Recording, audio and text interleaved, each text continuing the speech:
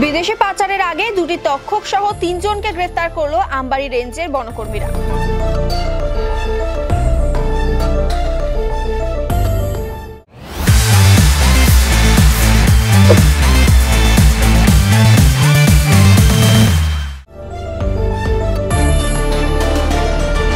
গোপন সূত্রের খবরের ভিত্তিতে আমবাড়ি রেঞ্জের রেঞ্জার আলমগীর হকের নেতৃত্বে বুধবার সন্ধ্যায় ফাটাপুকুর মোড়ে অভিযান চালিয়ে বিদেশে পাচারের আগে দুটি তক্ষক সহ ৩ জন পাচারকারীকে গ্রেফতার করে বনকর্মীরা।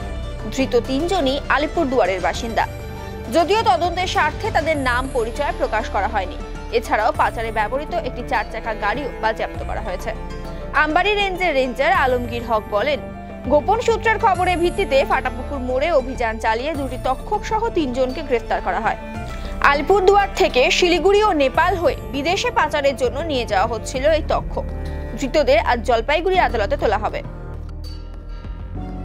গতকাল সন্ধ্যেবেলায় আমাদের কাছে গোপন সূত্রে খবর ছিল, আমরা ফাটাপুকুর থেকে এটাকে ধরি আর কি। আপাতত ৩ জন অ্যারেস্ট করা হয়েছে। এরা গাড়িতে করে নিয়ে আসছিল, আমাদের কাছে খবর ছিল, তার ভিত্তিতে আমরা গাড়িটা সার্চ করি এবং সেখানে পাই এবং তাকে অ্যারেস্ট করি। এটা তক্ষক আর কি, টোকে গেকো বলা হয়। এটা নিয়ে যাচ্ছিল, শিলিগুড়িতে নিয়ে এসেছিল আর কি। এদের কাছে অন্য দেশে এটা পাচারের পরিকল্পনা ছিল, হাত বদল। এটা তদন্তের স্বার্থে পাশের জেলা থেকে নিয়ে আসছিল।